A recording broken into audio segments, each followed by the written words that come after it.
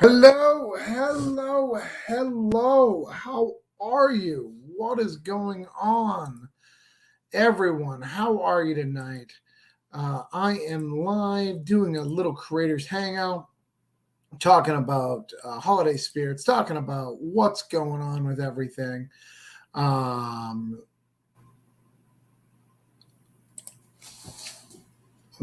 all sorts of stuff. Sorry, I'm arguing with the creator right now. And the creator feels that it's okay to go on to Indietober and share and post their stuff. Just in case you don't know, I'm the creator of Indietober. That's my thing. And in Indietober, we share comic books for the month of October. It is now November, so we do not slam Kickstarters and do all that stuff.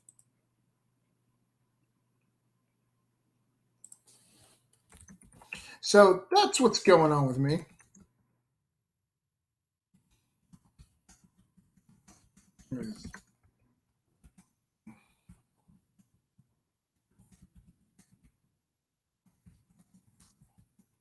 So, sorry.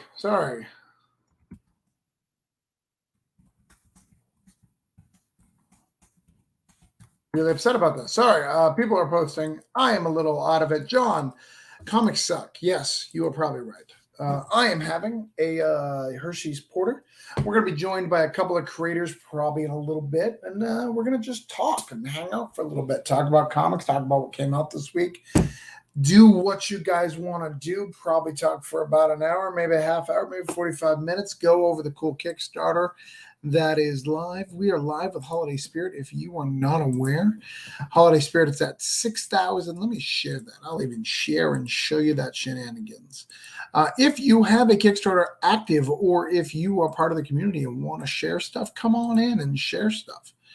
Talk about your stuff. We'd love to hear you. Just message me and I will send you the link. No problem with that. So this is where we're at with Holiday Spirits, what we're doing. So yeah, it's a cool little project we got going on. We got 14 days left. Holiday Spirits has been going on for about half a month, doing its thing. We're very proud of it.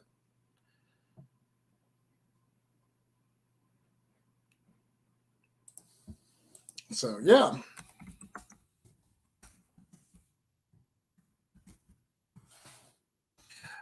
that's what's up. That's what we're doing. Doing all sorts of stuff, sharing all sorts of things, doing all sorts of cool things. That's how we're taking care of it. Sorry, the messages are ridiculous today.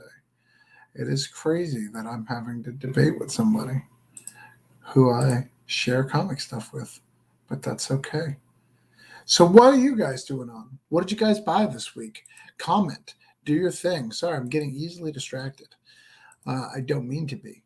Um, John is making fun of me. Let's see what we've got here. Yeah. So I just got back from a long trip to New Hampshire. It was a good trip. Finally got back and finally gaining my footing.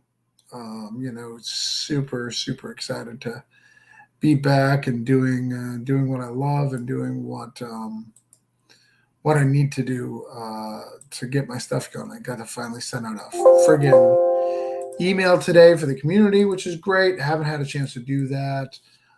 Just been kind of out of it, kind of doing my thing. What we got? Well, might as well share the argument. Yeah, I should. I should share the argument. And I like this guy too, which is very frustrating. Let's share it. Let's just go into it. Let's do it. Let's share the thing. Let's share the drama. All right, because we're here, right? Let's share the drama.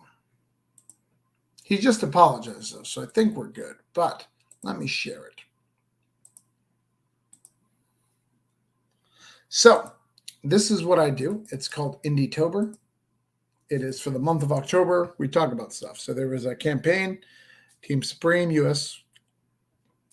talked about his stuff. Catherine said this group isn't for advertising; it's for Indie posts only. Secretary join Indie is for another year. Support comics now.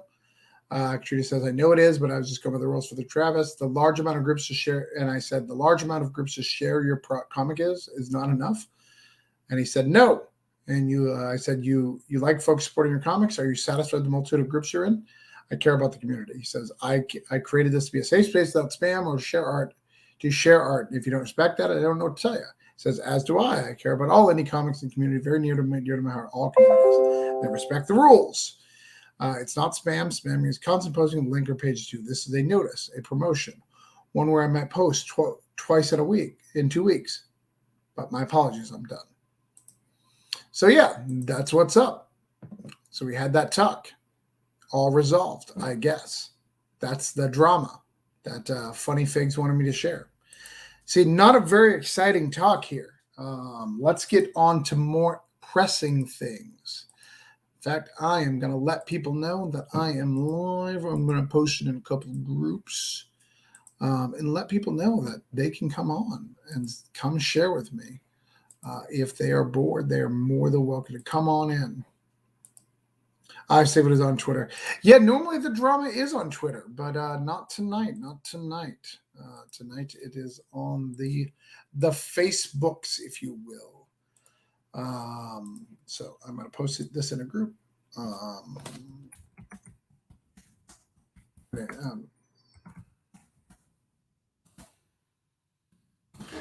So what's going on, guys? What is going on with your day?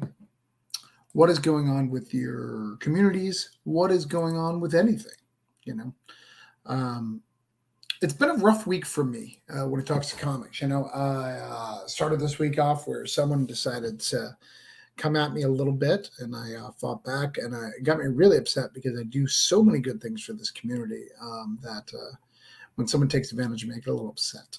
And when someone decides that I am not good for the community, and then they want to use that as a platform.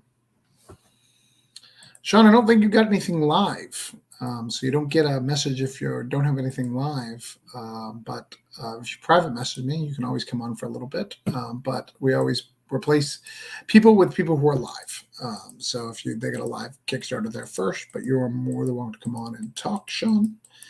As always, I have, but you got to private message me for the link today. So,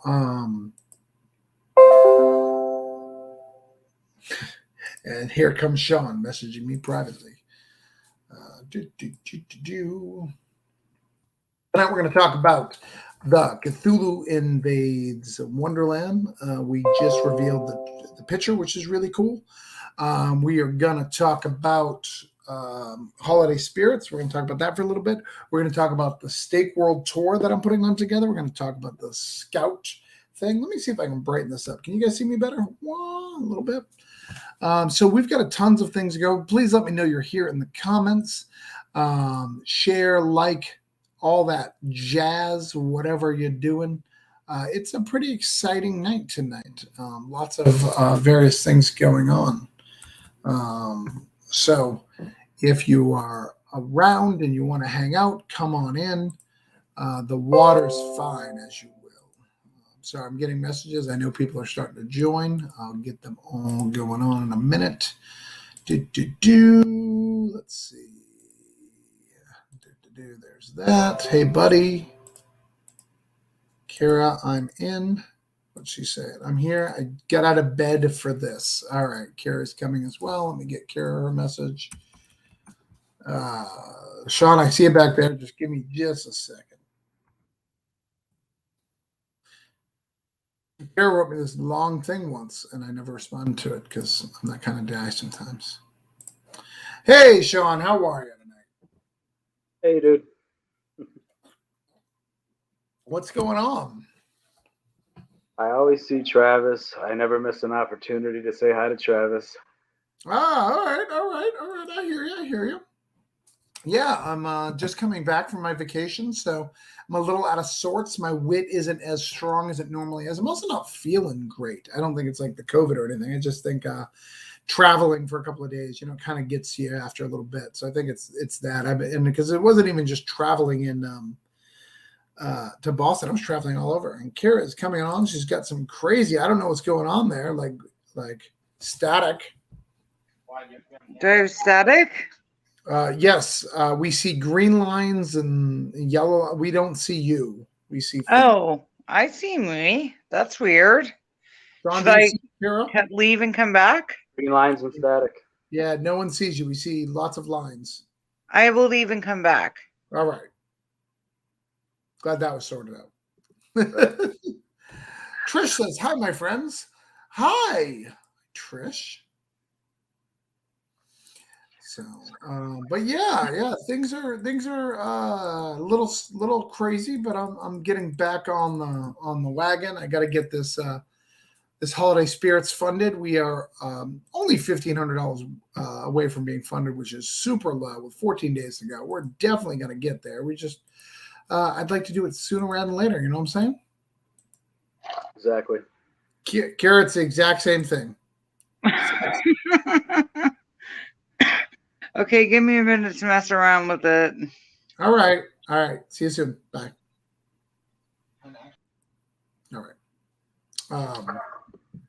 Let's see. Jerome should be on in a minute. I think I sent him the link. Let me make sure.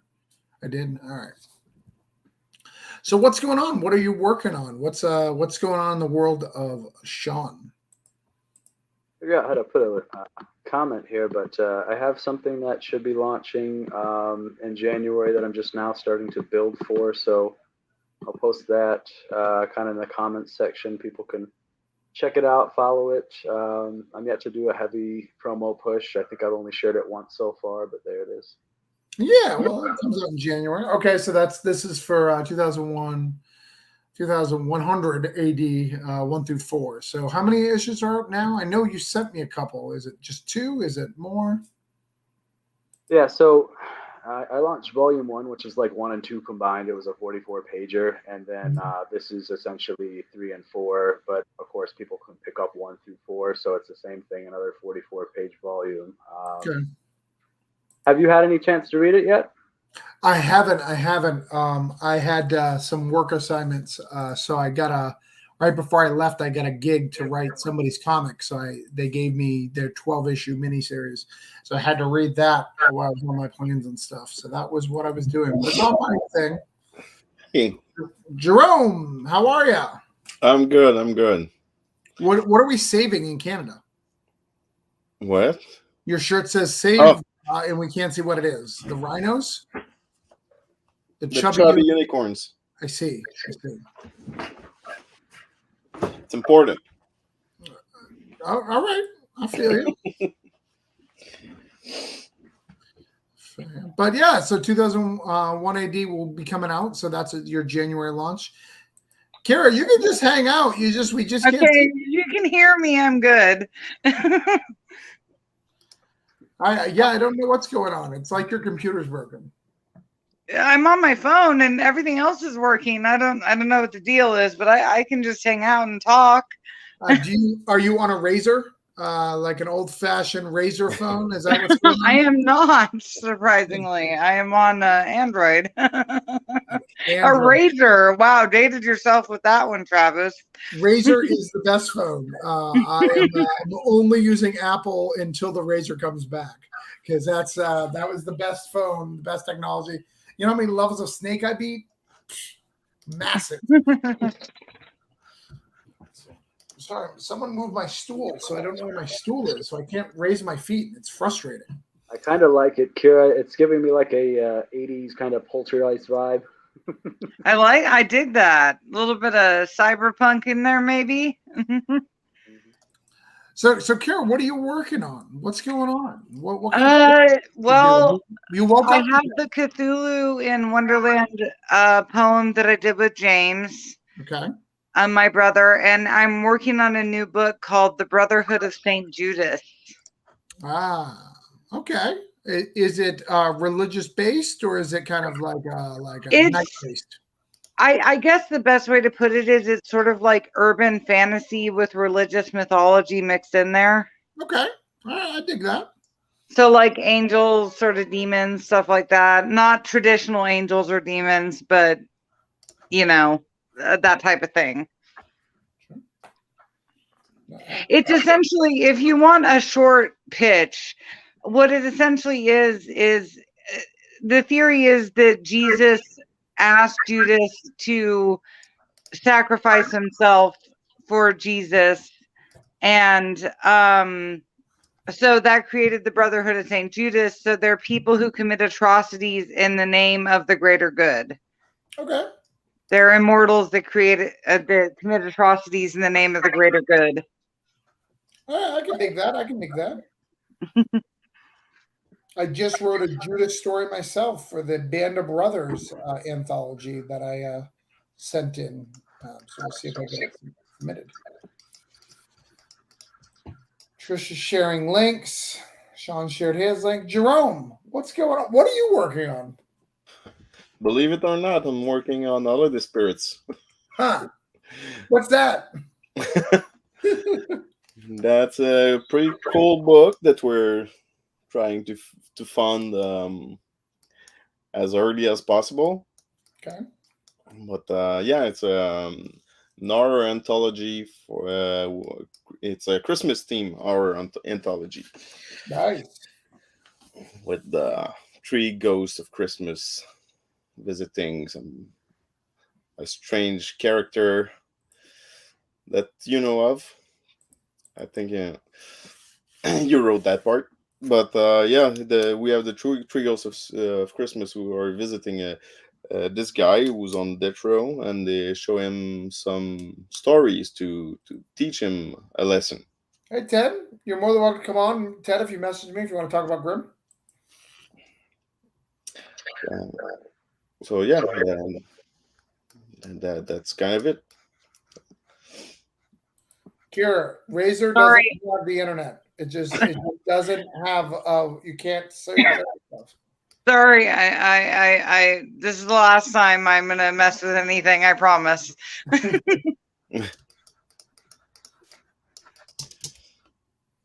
going on?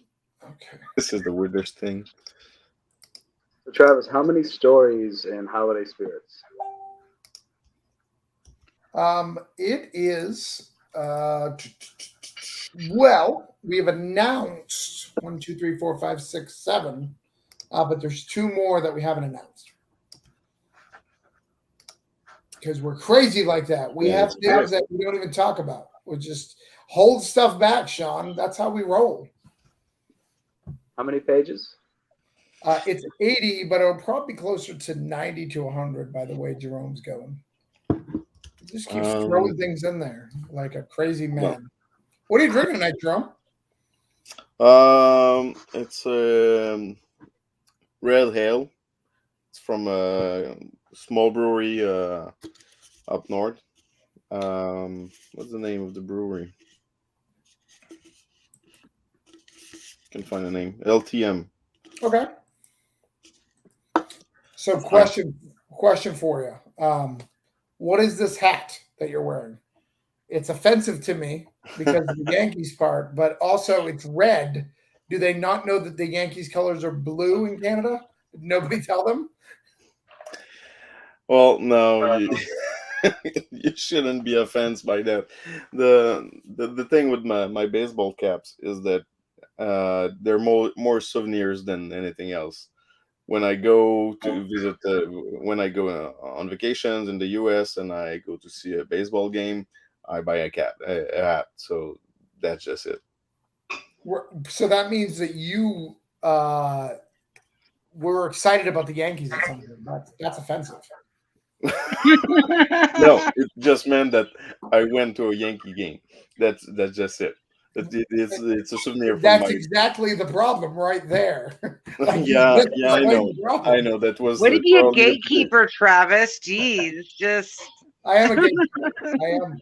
I think it's okay to like Pepsi versus Coke or like Starbucks versus Dunkin' versus Starbucks. I think it's okay to have these things. It's okay to throw shade. We get a little sensitive about it these days, but it's okay. It's all right. We're all going to be okay. But to be fair, it was probably one of my worst experience at a baseball game. So It's because just you went to Yankee Stadium. I understand. yeah, just getting in was pretty awful. Who are they playing? I don't remember. So you're highly invested. Yeah, no, it was the game sucked, and it took us about 2 hours to get in, so we missed like the first two innings, or To be fair, in most sporting events in America, 2 hours would be the whole game. So you're doing all right. yeah. All right. So Not winning. to, Go on. I was about to say not to bring the room down, but has anybody else had like the worst year ever here? I know that you've been going through some stuff. I've heard. Oh my God. As people know, I have some things. I'm supposed to go to a funeral tomorrow. I'm probably going to skip because someone hijacked it. So it's crazy. This has been a terrible year, but I've got a lot of good writing out of it. I will say that much. Well, that's what it's supposed to be, yeah.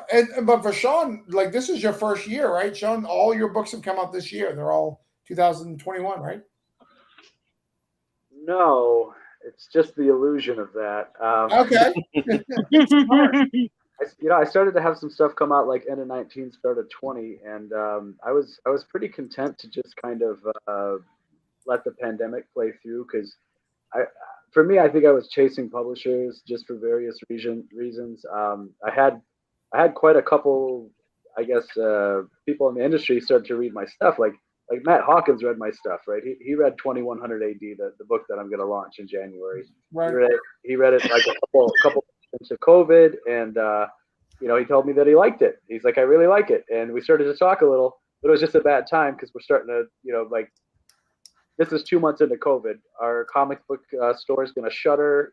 Like nobody's picking anything up. So it's one of those things. I think when you do Kickstarters and everything, you really have to build a good foundation, right? You have to have you have to do things like this. You have to be live. You have to be on podcasts. You have to have your email list. You have to really build that foundation. So I struggle with how much I guess I wanted to do that versus how much I wanted the publisher route. Because either thing, right? It's all about getting you in front of an audience. So with a publisher, they have a built-in fan base. They have built-in comic shop that's probably going to order X amount of copies. Whereas if you're on Kickstarter and you're doing well, that's also plug and play too. Like Orange Cone, for instance, right? If they release a property, there's a built-in fan base for that, right? So either route you go is fine. Going a combination, I think of the two is fine. For me, I think I wanted to pause and see what was going to happen with the publisher route. And then I think I started to reconcile it just by saying, you know what, there's a synergy there. Even if I do the publisher thing, if I've done a lot independently and I've built, X amount of fan base, it's not like those won't be my first, 100 or my first 1,000 orders for whatever publisher I might hook up with later, right? So I guess the two weren't mutually exclusive to me as I kind of thought about it more. So I think 2022 is like the big push for the con year. I'll probably be at Orlando Con. I'd imagine you'll attend that one too, right? You talking about MegaCon? Yeah, MegaCon. Yeah. There probably is one called Orlando Con. That's why I have to ask. There is literally a con every month in Orlando. I know there's started to be so many, but is that one you would typically attend? Yeah. I'm at MegaCon. The next one I'll be in is probably Central Florida Comic Con. But we are about to be introduced to royalty. Jerome is Kara, Sean, and I are American, so we don't have to worry about royalty. But is there anything you have to do being Canadian? Do you have to like take off your hat or like salute or anything? Like I don't know how it works. Well, sorry, I missed it. The little bit of the first part of it. We have royalty that's about to enter. I'm about to bring royalty in here. I'm bringing a prince in. Okay. I need to know if there's anything you need to do. I need to take off my hat. Okay. And, all right. Yeah. So we have added Stephen Prince. Jerome from Canada has honored your presence. He's aware that there's a prince in the Nice house. to meet you, Stephen. I appreciate the show of respect. I would have been very offended. I was sitting in the back room just waiting. You know, I saw the hat and I was like, that hat better come off. Because, you know, I was about to kneel, but I wasn't sure if it was too much. that's all right. That's only in person when you meet me. Yeah, in America, we get offended by hats in general. Like whatever hat you're wearing, especially if it's the color red, like I pointed out, where that tends to offend a whole group of people. Yeah, In America, we get offended by everything. yeah, I was gonna say. I think the knees down is a thing also that. Yeah, we don't like if people take a knee.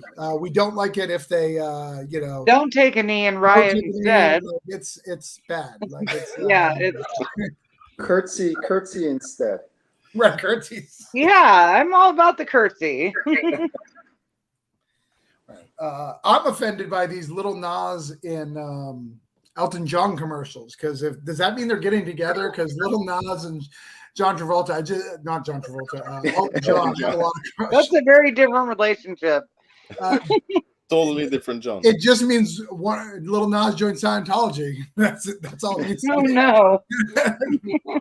No, don't take him from us. So, Stephen, I'm going to bring up your thing here, but go ahead and tell us what's going on about this Monster Matador. What is this all about?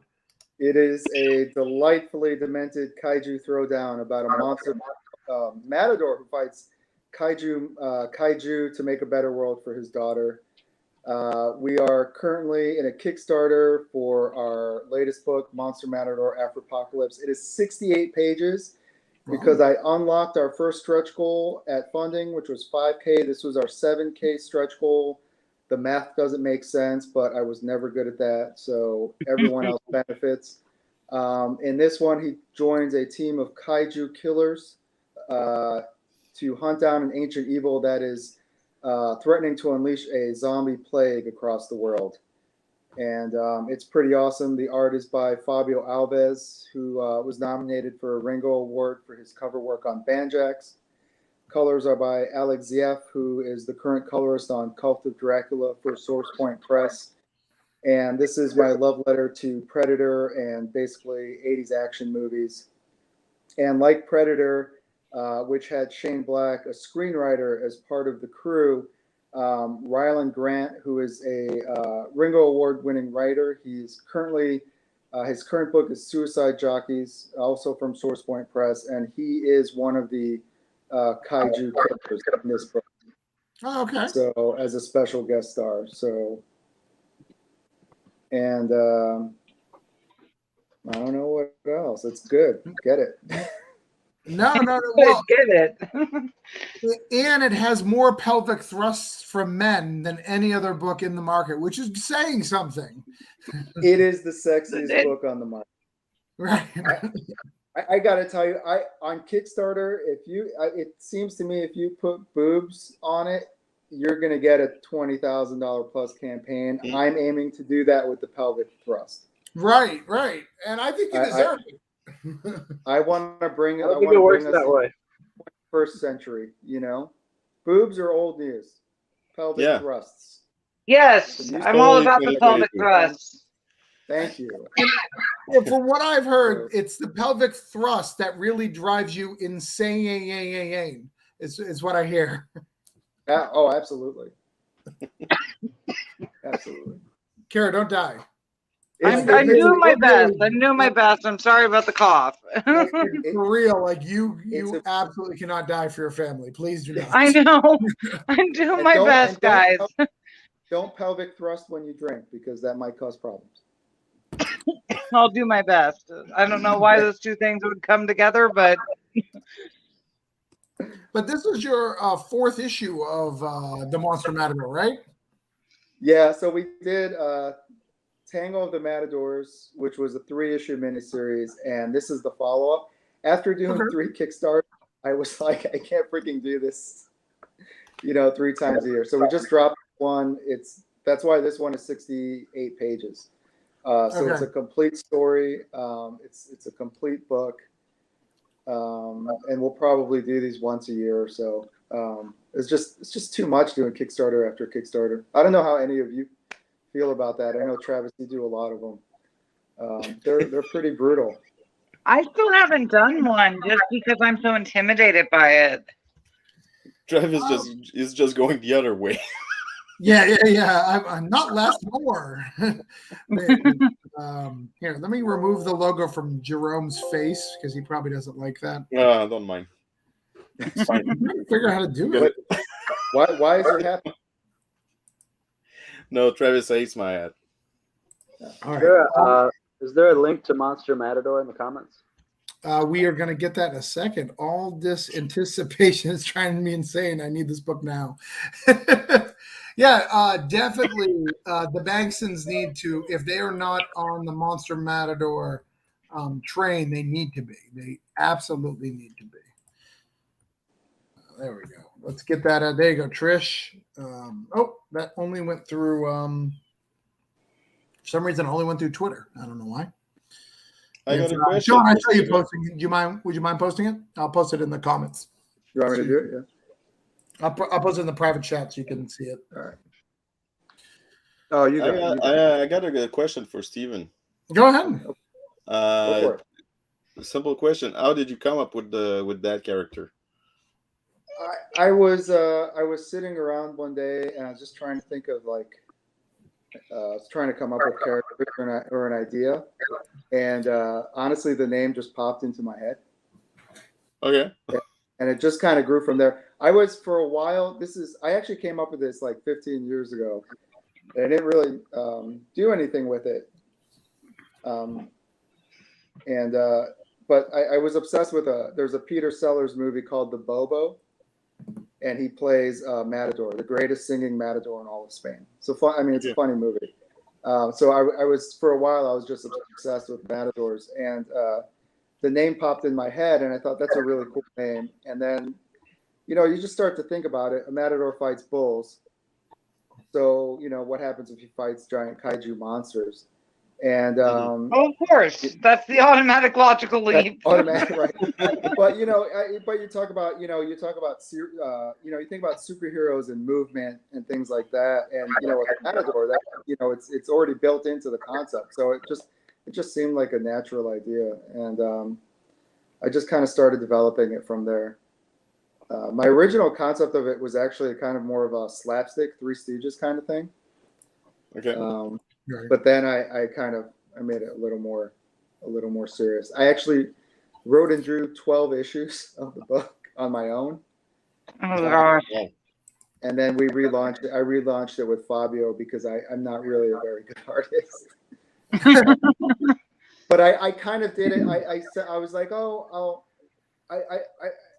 was rereading the Chris Claremont X-Men, and I thought it was kind of cool how in that first year they didn't really have the concept down yet, and over those that first year or so, they were kind of feeling stuff out, and I was like, well, it'd be cool if I did that with this concept rather than trying to figure it out writing. So I only intended to do like a couple of issues on my own drawing it, and then I got carried away, obviously. A little too carried away because I did about 300 pages. Oh wow! But I had kids, and so I just all my time and got sucked away. I still had time to focus on doing Kickstarters, but by the time I got done, then I was ready. And Fabio had just finished doing a book for Ryland, who I spoke about. And he was available, so I just grabbed him, and it was just perfect timing because he's an incredible artist. So, yeah, I like the grindhouse vibe that it has. Yeah. Your character reminds me of Antonio Banderas, but like 90s Antonio Banderas, right? Yeah. I want him to go desperado. Not yet, because that is Yeah. not even a cool line, but it is cool when it comes from Antonio Banderas, not from me. Yeah. Pointed out as he shook his head. No, that was good. And he's got the hair. Fabio gave him this long hair. And at first I was like, what are you doing? And then it's like you see him, whenever he's posing, he's got this hair flowing and stuff like that. So it's, Well, it stands out. Yeah, it stands out. So it's So, what's your favorite kaiju? Your favorite monster that he matadors? the Matador that he fought. Yeah, that he fought. The one that we did in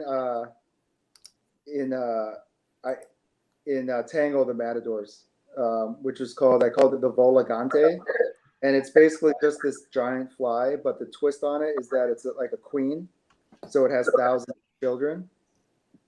So that one was just a lot of fun. I had a lot of fun with that one. Kind of like, Why was it fun? why was it fun? Yeah. It was because it was challenging. You know, usually you think I try to do something different. You know, usually you think of kaiju, it's a giant monster and they're walking through a city and just like destroying it. And with this, it was cool because you have to think about, he not only has to fight this giant kaiju, but then she's also got thousands of children that he's got to fight too. Which is kind of dark in its own way. What's Or that? if he doesn't kill them, he has to raise them as his own. Yeah, I was going to say, it's a little dark. Yeah. I'm going to kill you and then murder your children. Yeah. Well, I don't want to spoil the ending, but there's a little twist there, just based on actual fly behavior and biology that happens, Oh. which kind of solves that problem. No. I've been a big fan from afar, and you get great cover artists too. You know, who do Thank you. stuff like that. You know? So I like it, and you know, it's $22 for like the digital catch up, so you can get everything for $22. So you know, which is pretty good. It's several. Is it trade next? Would you say, because you've got so much? I would say so, yeah. But it'll probably be a bit till we do it. I kind of want to get out there to shows now that it's opened up, because I launched this the first Tango. I launched it during COVID, Right. so I really kind of want to get out, actually see people in person. Right. Wouldn't that be nice? Yeah. I just got my booster shot, so invincible now, I hope. Or your Wi-Fi on your phone will work perfectly. Right. So one of the two is gonna work out fine. I did buy a lot of tinfoil, so. Fantastic. So let's go back to Sean for a minute. So Sean, with all your books, because Sean sent me the whole smattering of his books. If one person was going to try to figure out who you are and see if you kind of vibe with them as a creator, what book would you recommend out of your portfolio? Like to start out. Yeah, I don't know that it really works that way, because I would say, like, when We as Americans is finished, it's probably going to be like my answer to Watchmen, right? To whereas The Bar might be more my answer to Sandman, and so those would have different varying levels of importance to me, and then I think probably, you know, different gratification to the reader too. They could be a fan of one and not the other. It's too hard, Travis, but I can tell you what I would say is I would like for somebody to read 4 or 5 different books for me and never guess that the same person wrote them all. So I would say that that's probably more important. Whatever genre I want to play in, whether it's horror, whether it's action adventure, and I also think that I probably tell stories in different ways, right? Like sometimes I'll jump right into it. Sometimes the most powerful thing you can do is to start something. It's in television a lot. You'll see like we just start by observing somebody. The camera's over their shoulder. It's somebody walking on a beach. They pick up a shell. You're instantly hooked because you want to know what's happening with them, right? So that's an effective technique. I haven't employed. I might in the future. Other times, you know, I like to solve a problem for the beginning, like the one I'm launching in January, the 2100 AD. With that, I think I got tired of always turning on the television or Netflix and seeing some garbage dystopian future to where you have no idea how the world got that way. It's never explained. There's no logical progression. You just accept that whoever they put on the screen that shot somebody from a distance is some kind of a badass, and you know you have to root for them, right? So I kind of got sick of stories like that never explain anything or have an explanation. So the good thing about 2100 AD is that it's 44 pages. The first 22 are almost like an issue 0. It takes you from modern day to the year 2100. You get to see exactly how the AI progressed, how the world as we knew it fell apart, to a degree what triggered it, right? And then we pick up with our band of survivors from there. So I don't know if that answers you, but that's the answer. It doesn't, but you tried, and you gave me a whole bunch of stuff. So, and you pitched books, but really, I lost the minute I realized that Steven was wearing a Reservoir Dogs shirt. I got very distracted because if anyone who knows me, I'm a huge Reservoir Dogs fan. So. Oh, really? I had no idea. No one told you? No. Huh? Weird. And didn't you liked crime fiction? Weird of me to like that stuff. Yeah. Travis, I'll ask you that same question. I would probably give them the book that's not out yet, The Granite State Punk. I think it has my suspense, it has good storytelling, and it has my humor. Because I want someone to know that I'm a humorous writer, even when I don't write humorous. I want them to know that that's skill of me. I want them to see the skill of my dialogue, which I think is dialogue. And I want the chops of storytelling, which I think it does a really good job of that. So that book isn't out yet when I give them, but yeah, that would be stuff. Is the best book always the next one, or does that just happen to be the case right now? I mean, that's what they say. So maybe I'm living that right now. I don't know. But Kara, I know you're creating a Kickstarter. So one of the things that I want to point out that Steven said, the long hair is important. In Voodoo Nations, I also have a character who has a flannel around her waist, and it's a very important because one of the things that people fail in indie comics is giving stuff to movement, right? You need something to move, especially if you don't have superheroes. So that's why I put the flannel, even though I like flannels on the waist, like it gives a movement to the stuff, and long hair does that. I mean, everything, the Matador dress gives movement. Movement is very, very important to keep a page interesting, especially with people talking. That's interesting. Yeah, just a random nugget for Kara. Kara, how many pages is your brother drawing this book? Yeah, we haven't come together. We come together on the art and the storytelling. Like, he doesn't really participate in the storytelling, but he comes in at the end and draws amazing art that I would have never come up with in a million years. Right. And so he'll come in at the end when I finish the book. And I'm actually working with Chuck Pinu. Okay. I don't know if I said his last name right just now, to edit it too. So the book that I'm working on now. Nice. I've never heard of him. Is he any good? Yeah, he's an all right guy. I won't give him too much props. I don't want him to get too big ahead. Right. That's right. But James comes in at the end and he comes up with stuff like, I'll say draw something melancholy, and he hates that. He's like, no, I need something specific, and he'll draw just the most amazing stuff that I never would have dreamed. I don't know if any of you have seen my book, Thieves of Fate, but there's this character named Phonos in it, and I just said draw a kid with scissors, and he drew the most graphic kid cutting himself with scissors, wearing a tie, just bloody, just amazing character that was like better than anything I could have imagined. So that's what James does. He comes in at the end like the cavalry, didn't read half the book, and he comes up with amazing art.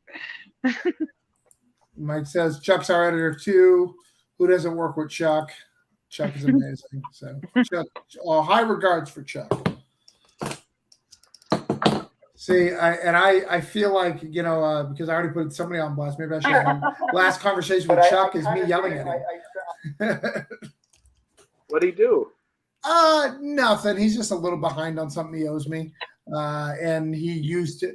Sometimes, when you're friends with people, they take advantage of that friendship. He didn't mean to. It just happened, I don't think he meant to. It's just, I was like, hey man, everybody else is done with their thing, but you're not done with your thing. Like, it's on you. Damn it, Chuck. That's okay. The squeaky wheel gets the grease. I'm sure right. Merited, warranted, all those things. Yeah, he'll get it done. I trust him. But the positive is, an average person wouldn't have got this far, where I wouldn't have said something before now. Like, normally, there you go. Right, I would have hit this on the button like September or July. Just So remember, Jerome- you always inform people's interactions with you. Right. So Jerome, Sorry, I had a question for, I think it was Sean. You were talking about how you wish that everybody would think a book written by you was written by a different person. Do you struggle with that and still having your own unique voice? No, honestly, if I approach a story, I mean, they're as different as people are different to me, right? Mhm. Travis is not me. We may share commonalities, similarities, right? But we're not the same person. And so I think every story should have its own unique voice, right? So when it comes to that, if I'm writing the bar, I might be like when I started to write the bar, I would take walks in the alleys of Detroit, like where I lived, and it was terrible the things I saw, but it just informed the mood and the atmosphere of the bar. So I was able to write it from like a really authentic, dark kind of a place. To whereas if I'm writing something more lighthearted, I mean, it might not have that same kind of inspiration, and the outcome's very different. So whether I'm doing it as first person narration or whatever I'm doing to tell that story, I think that they could all be unique and distinct and different, and because they're so different from each other, right? So uh, no, I guess sometimes you ask yourself, what is my voice? Who am I as a writer? What do I sound like? Am I a Bendis Right. guy? Am I a Brian K. Vaughan kind of a guy? We as authors or writers, we might ask ourselves that. I don't struggle too much with that. If anything, they do all share one thing. I think I'm not a fantasy writer at all. I think I'm just a very grounded. Ditto. This could plausibly happen. This might have a explanation to it. So all my stories will share that, but they can be as different from each other beyond that as they need to be. Mm. Good answer. You asked. so Jerome, who are you cheating on me with right now? I'm not cheating on you. Yeah. What non-orange cone project are you working on? I was working on. I have a few pages I need to fix for all of the spirits. I want to send them to your lovely wife as soon as possible. Right. So yeah, that's what I'm working on. Yeah, but you have other projects. What's going on? What's behind the curtain of Jerome? What is preventing him from lettering? Literally, I sent Jerome a book. I was like, hey, here's the 120 pages. Just add it to your schedule. Just whenever you get a chance. Yeah. Full art. I'm just here you go. But that Granite State Punk. Here you go. Here's finished stuff. Yeah. I get Jerome working for months. But what are you working on that's not mine? That's not in the orange. Well, I had to. There's a book I'm lettering that is actually on Comixology, which is called Evermore. It's like a Victorian tale, fantasy Victorian tale. The funny thing is, it takes place in the world of Wonderland. So, but the story is like there's a girl that living in London, and she's lost, and she ends up in the world of Wonderland, and her father is looking for her. So that's one of the book that I'm lettering. So we're on issue 3 right now. Okay. And Did you lettered 1 and 2 already? yeah, the first one I did like early in spring. Oh, okay. And so, but the company Marcosha, they decided to they hold on they hold on the book for a long time, and then they decided to release it like 2 issues back to back, 2 weeks apart on the same month. So Okay. I don't know why, but I think they don't trust the distribution right now, so they were planning at first to release it on print, and they went only on Comixology. Okay. And I think they want to release a trade once the 6 issues are done. Oh, okay. So there's that. There was also I did 2 books for Brian Silverbacks. Okay. the Kickstarter that he's launching. I think tomorrow. Yeah, I think it's the 15th. Maybe it's it's the 15th. Okay, okay. Yeah, maybe I'm wrong, but I thought it was the 15th. yeah, maybe. Probably I may have seen the 11. I know there's another. It's not mine. It's the book. It's a book I've seen that is launching tomorrow. Yeah, the other Christmas book, right? Yeah, that's the that, one. that launched tomorrow. Yeah. So yeah, that's about. Yeah, I think that's the books I'm working on. That's not too bad. Yeah, November 16th is the Kara Prime stuff. Okay. It's not say that, you know. All right, what we got? Mike says he likes Wonderland stories. Andrew says, hey, what's up, brother? Been interviewing some great people lately. Speaking of London, when's Cthulhu Invades Wonderland coming to Kickstarter? That is a great question. Great question. I wish someone knew the answer. Is it though? It's not. It's never coming to Kickstarter. It's direct to AOL discs. So you got to go to Cool. Kmart that has an AOL disc, and it'll be on there. I think it's never been done before. It's never been done before. It's going to be very hard to find, but if you get it, no.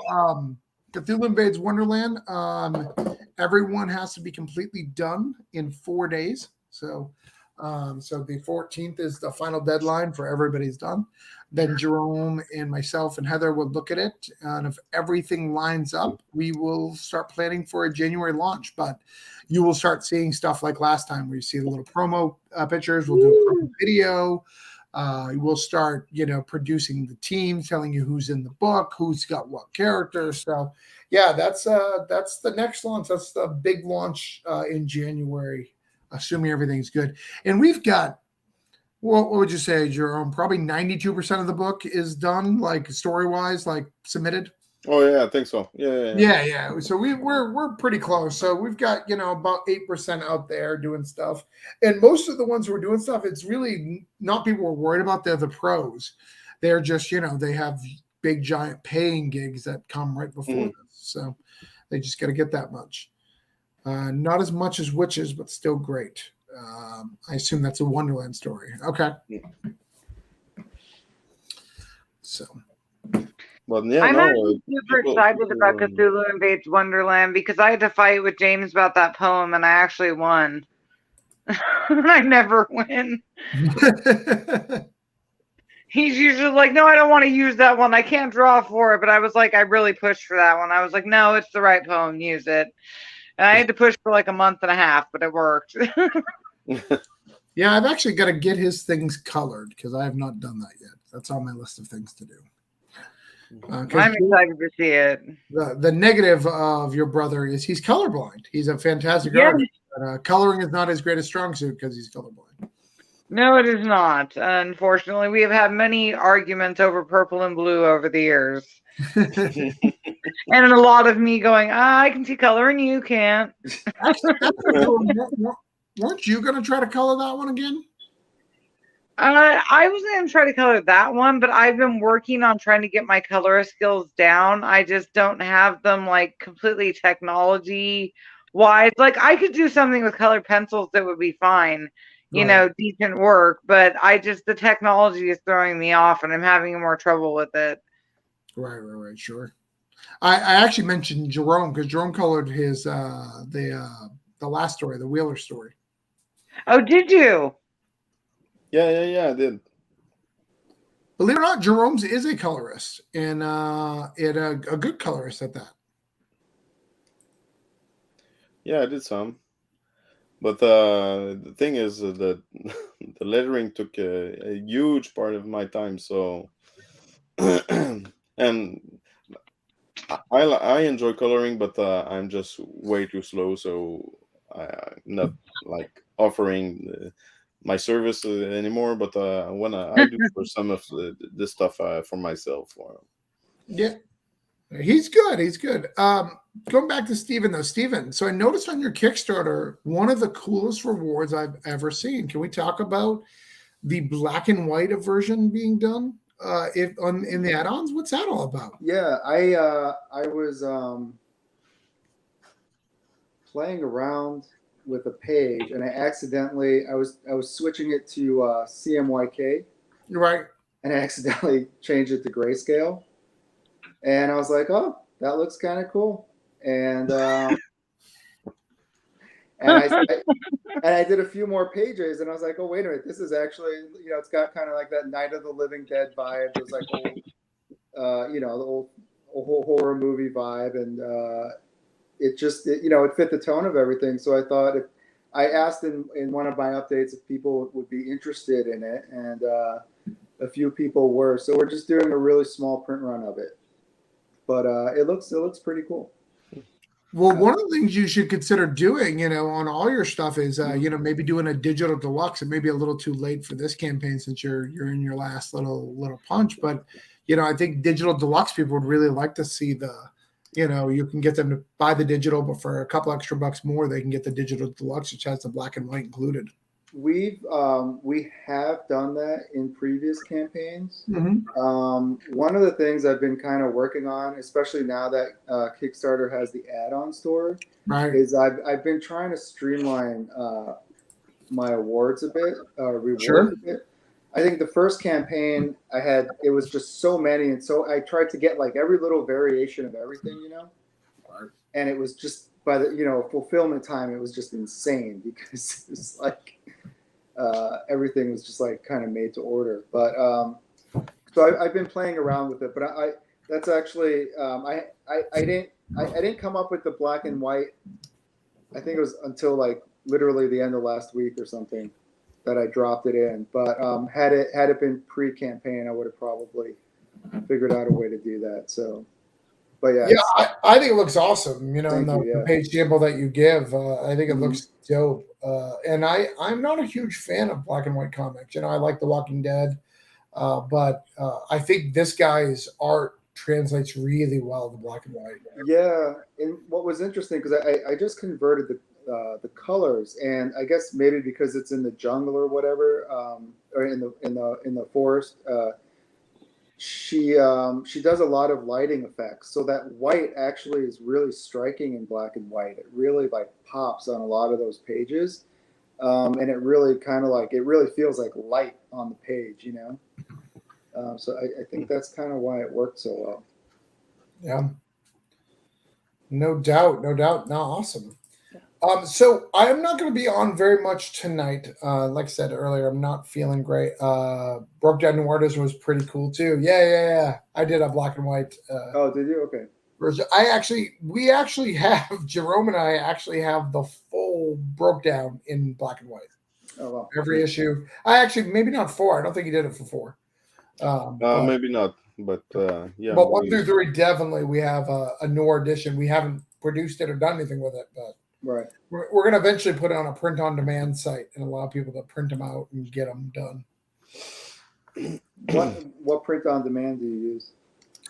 We don't right now. Oh, you don't. Oh, okay. If we did, that would be on our Yeah. that would be what we would do is not print any, but allow print on demand. I printed some for a con once, and it worked out really well. Oh, that's good. And it's crime, so crime works really well. Yeah. But my stuff's very clean. It's not Right. like yours or even the bar. The bar is darker tones. Where Broke Down was, I did it bright. I did it on purpose that way. Right. So, Sean, do you dabble in black and white a little bit? What do you think about the black and white books? I guess so. I have a horror book. I haven't done much with it. That might change soon, but that's black and white basically. So All right. I think it goes good with crime. It's tough, man. I've seen a lot of Kickstarter books that are crime oriented, and they don't seem to do that well. I don't know what the audience or market is for that, but if you're looking at what's going to do well on Kickstarter, it probably falls into 3 or 4 buckets. Crime is typically not one. Yeah. I've noticed that. Yeah. Crime is a tougher market. For sure, for sure. I do pretty decent with it, but I am the rare exception, not the norm in any way, shape, or form. But again, that's any publisher too. Crime is always the least in any publishing comic line. People love crime, but it tends to be the lowest, Because they want to steal it. That's the problem. Pay for it. But yeah. By the way, Someone's I got your postcards, by the way. The horror postcards. Oh, okay, cool. Just random, unrelated topic. So what we're going to do, I'm going to wrap up. Again, I just want to jump in for a minute. I'm going to let everyone pitch your stuff, share where to find you. Then I'm going to talk about my schedule for the coming. I got a hammer. I'm going to talk about my schedule for the next couple of weeks. I'm going to be doing these. They'll be a little more excited. Like I said, I'm a little down today, so I'm not high energy like I normally am, and I apologize. But we'll get that back. Just give me a couple days. But I want to talk about the schedule. I want to talk about the stake tour. So I want to go through that. So let's go around.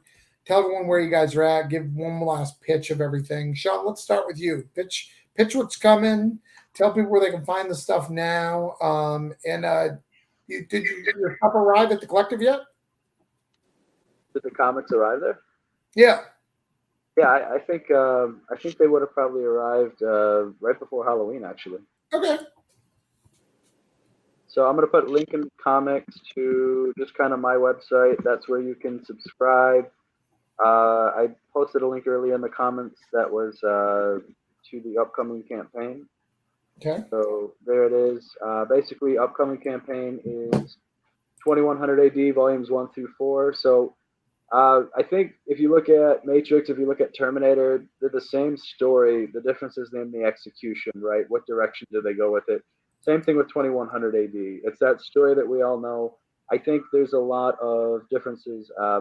Example, given that it's the year 2100, given the direction we're going into the cloud, unlike, say, Terminator or Matrix, I don't think the artificial intelligence needs to make bodies for itself or attack you with robots. Not when it could probably hijack drones and autonomous vehicles and just wreak havoc that way. There's a lot of unique things in the story. There's actually samples that you could see on the website, which has, I think, the first 5 pages and select pages throughout. I think that's something I want to do for any of my books, just so you can kind of get a taste of them before you have to buy them. So I'll typically on my website have like a link to the Dropbox, and you can get caught up the story with any of the stories on the website, or wait till the campaign launches and just hit the follow button. Anything that I've ever done will be available for purchase there too. Okay. Awesome. Jerome, go ahead. Yeah, well, we're live, like you said, with All of the Spirits. That's what we need to get out as soon as possible. It's 20 plus pages, like 24 right now, plus covers. We got people from, it's an anthology, so we have people from Vault, from Image, Source Point Press, what else? Mad Cave. We have Jonathan Hendrick. Travis are in there. Who else we got? We got Robbie Bragdon, who worked on Cthulhu and Vezas. We have Kurt Belcher. We have Colleen Douglas from UK. We have Don and Nguyen as well. Lots of cool people, great stories. We're putting the final touch to the book, so it's already in. As soon as we know we're funded, we can order the print. So make sure we're delivered in time for Christmas. Wow, which we will.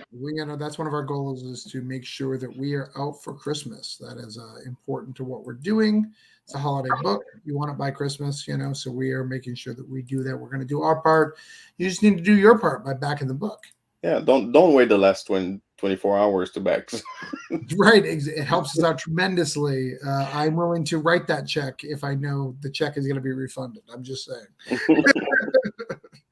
So, Travis, are you going to guarantee that it arrives to people in the U.S. before Christmas time? Correct. Yeah. Yeah. USA and Canada, actually. We're going to Wow. actually do one more. We're going to actually do USA and Canada. Because since Jerome's in Canada, we're going to be able to send it to Jerome and have him ship it out if necessary, depending on what part of Canada you are. So, yes, US and Canada, guaranteed. That's awesome. In Mr. Prince, royalty, explain one more time this badass motherfucker. A post-apocalyptic kaiju throwdown about a matador fighting monsters to make a better world for his daughter. In our latest 68-page issue graphic novel, the matador joins an international team of kaiju killers to hunt and take down an ancient evil that threatens to unleash a zombie plague on the world. If you need to know more than that, I got nothing. If that doesn't do it for you, I don't know. But it's if you love, it's basically my love letter to Predator and zombies and 80s action movies. And you can find me all over social media as Monster Matador, Kickstarter, Instagram, Facebook, Twitter. Just look up Monster Matador. I'll be there. And if you mention that you backed on this show, I will throw in a digital file of our theme song.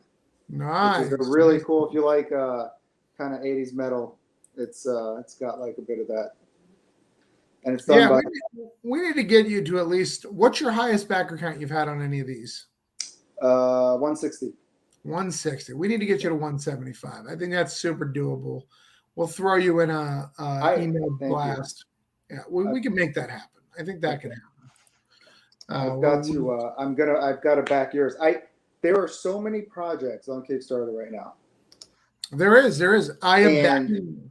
It's like I'm backing, and then I'm like, oh wait, I didn't back this one. I thought, you know what I mean? It's crazy. So I appreciate anyone who's backing right now. So. Well, yeah, and I normally back physical, but like just money wise, it's like I cannot, because there's so many of my friends on the platform. Yeah, it feels like everybody is more digital. Feels like everyone's dropping a project every day. Travis, I'm so surprised by that. You're definitely against the digital. I am super against digital, but I've got a decent amount of digital backings right now, which is against my thing. But if we had more creators here, you could ask. Anytime I've ever backed digital, normally when I get the digital file, I'm like, yo, bro, like, how much can I upgrade to the physical? What you got? Tell me a PayPal. Why is that? What inspires your passionate feelings toward a physical backing? Stan Lee said it best, and that is, nothing. I like boobs on paper, but they're way better to feel. That's Did he say that? He absolutely said that. I'm not kidding. That's fantastic. Stanley said boobs are better, look great on paper, but they're better in their hands. Something along those effects. Clearly, some people on Indiegogo didn't get that message. But I love physical books, and one of the things that I don't tend to read the digital comics just because my big suck. Like I spent $70 on comics this week. My stack was that big, so I don't read it if it's not physical. It needs to be on my stack. I never get to my digital. Only time I'll read a digital really is if I need to do it for research or something because someone asked me to review something, to give them a review or something like that. I tend to not read the digital. It's not because I don't appreciate it. I just don't tend to care about it. So I want the physical. I want to hold it in my hands. I want to see what that book looks like. And I think that there is something to be said about how it feels in your hands and the pacing. The pacing feels different in a physical form than it does digital. And I want to see that. And that's really how I can judge an artist. A good example is, I'm not going to share the book, but there was someone who had horrendous lettering and you couldn't tell on digital. The digital looked fine because it was blown up enough, it was bright enough because of the backlighting. But you got it on paper, and it's unreadable. Like you can't read it. DC's having that problem recently too when they did the metal. The black and red on the writing of the Batman Who Laughs was really hard to read.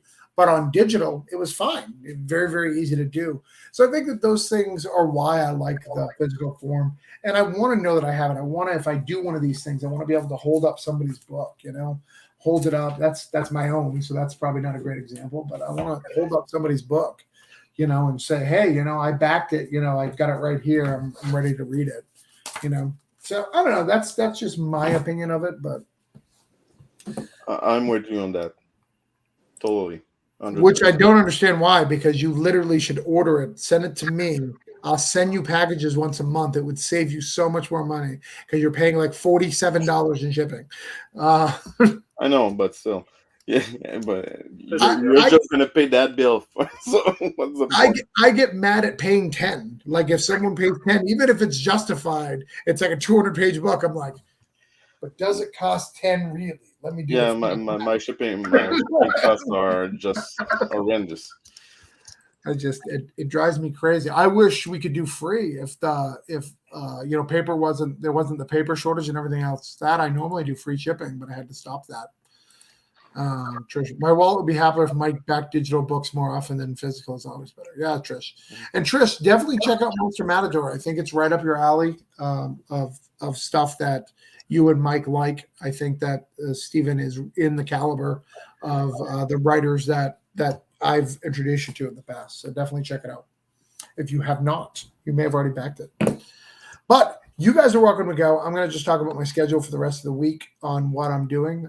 So if you guys got to go, please say goodbye. If you want to stick around, you're more than welcome to. Nice to meet everybody. Could I ask Jerome just a quick question? Yeah. Jerome, when it comes to like just a standard 22-page comic, and we're talking about you making like a first pass as far as the lettering goes, is that like a one-day thing for you? Is that a 2-day thing? Well, actually, it's a little bit more than that. The reason is it's not my main job.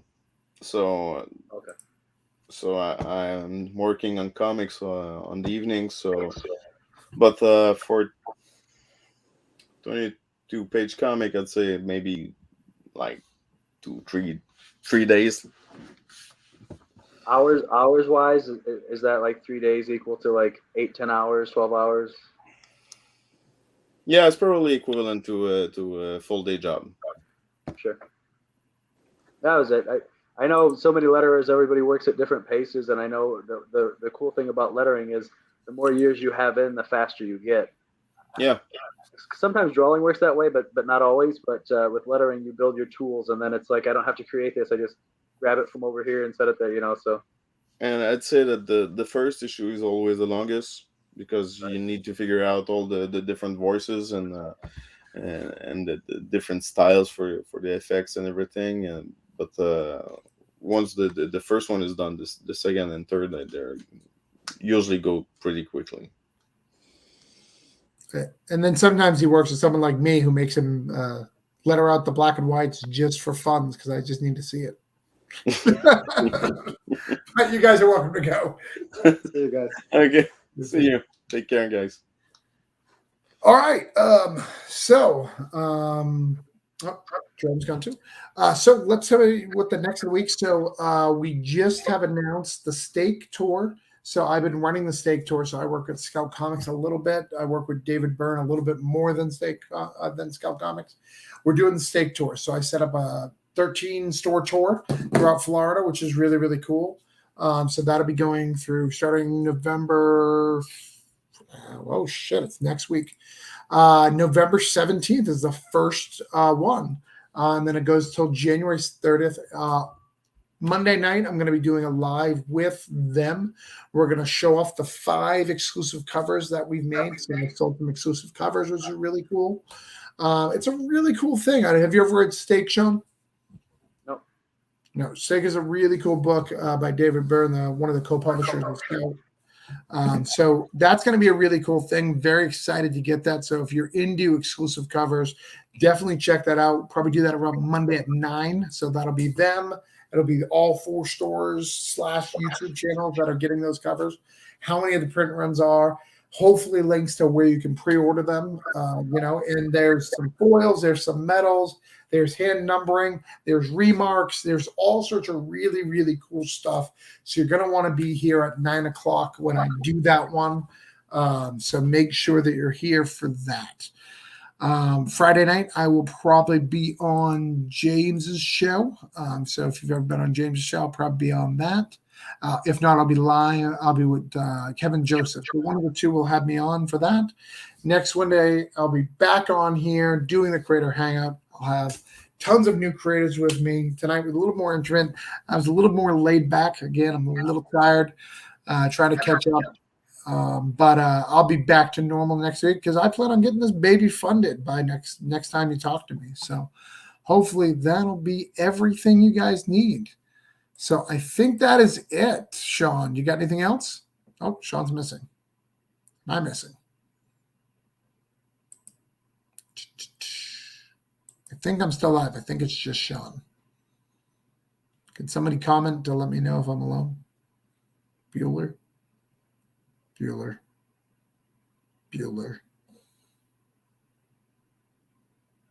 Somebody comment.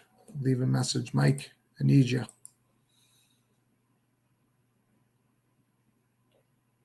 Oh, Trish just spun it. It's just Sean. Okay, it's just Sean. Okay. Awesome. Good night. Thanks for having a great chat. Thanks, Trish. Trish, I'm here. I'm alone. All right. Well, all right, he's gone. But yeah, so that's what's going on. That's where we're at. Hopefully you guys will be around for all those really cool things. We've got tons of stuff going on. A couple other things since I have you here. Cthulhu invades. Sean's laptop died. It was fun. Thanks for having me. Yeah. We have Cthulhu Invades Wonderland. We're going to show off the cover coming up soon. I'm going to talk about the Substack. I know some of you guys were on that. We're going to talk about what that looks like coming up, what the Substack's going to look like for Orange Cone Productions for the next year, because we're going to do all sorts of cool stuff. Highlight some of the stuff, show you some Voodoo Nations art, show you some broke down trade art, show you some Wonderland, announce some of the teams. It's going to be crazy. So stick around, hang out with us over the next little bit of time. We've got some really cool stuff coming out. So just stick around and help us get Holiday Spirits finished so we can wrap that up and get that off to the printer. All right. I appreciate each and every one of you. Thank you for reading comics. Thank you for supporting my dream and the dreams of all these guys here. We love you, and we're so grateful that you have our backs. Thanks.